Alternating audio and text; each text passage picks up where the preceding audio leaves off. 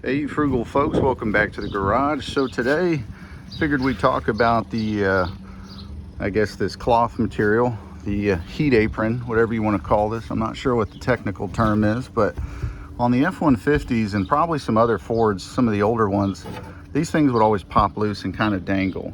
And it's one thing that's always bothered me for years, and I've never really done anything. But I recently got this set of plastics, and we've got all kinds of different clip-ons for us to fix different missing parts on all these cars.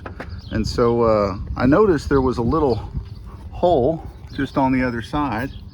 You can see there's a hole right here, and I figured we'd take advantage of that and at least try to get this thing situated.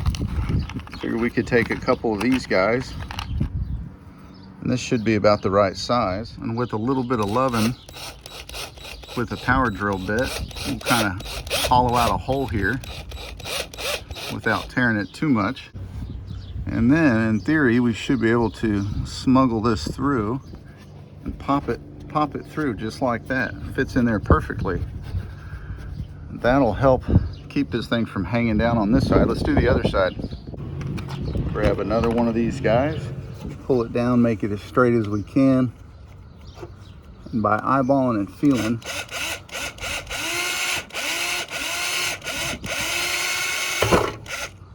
there we go. There, perfect, nice. And just like that, got it popped in.